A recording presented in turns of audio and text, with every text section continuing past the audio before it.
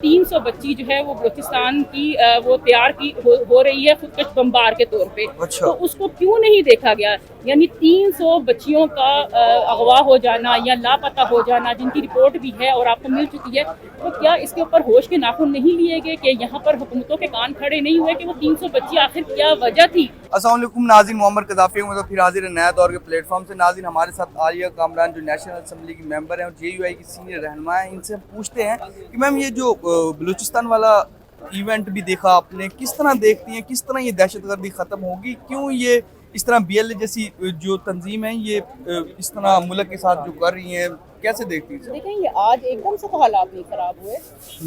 ये चुप हो रहा था, ये ऊपर की सीटी काफ़ी देर से जो है बोल रही थी और पहले भी हालात इस तरह से ख़राब रहे।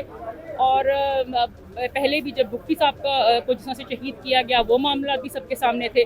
हम अपने उस खत्ते के जो हमारा बलूचिस्तान है या KP के हालात हैं, वहाँ एजेंसीज भी उस चीज़ को जानती हैं कि वहाँ पे जोग्राफियाई माहौल क्या है, वहाँ के ऊपर लोगों का रहन सहन कैसा है, वहाँ के लोगों के माहौल कैसा है, हालात कैसे हैं, मतलब उन सब चीज़ों को नज़रअंदाज नहीं किया जा सकता। क्या हमने ये देखा कि हम क्या वो सहूलतें दे पाए हैं स्पेशल बलूचिस्तान जैसे इलाके को?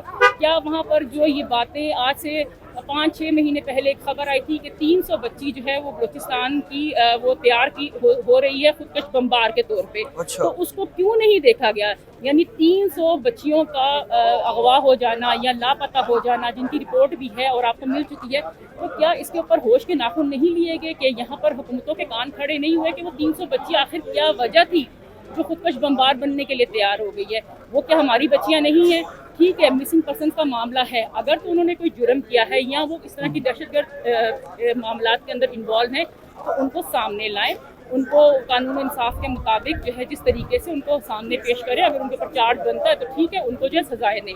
ये नहीं हो सकता कि उनको आप लापता कर दें और फिर जो है बेचारे उनके माँ बाप जो हैं वो इस नीच के ऊपर पहुँच जाए। तो बात ये है कि अभी भी इस मसले का हल यही है कि मिल के बैठें, वो वसाइल जो लोगों के अपने हैं वो उनके हवाले करें, उनको भी उसी तरह से उनका शहरी समझे, उनको उसी तरह से तरक्की के मौके दें, क्योंकि वो भी हमारे बच्चे हैं जो जाके ऊपर पहाड़ों पे बैठ गए हैं, वो भी वो मुसलमान हैं, वो भी पाकिस्तानी हैं।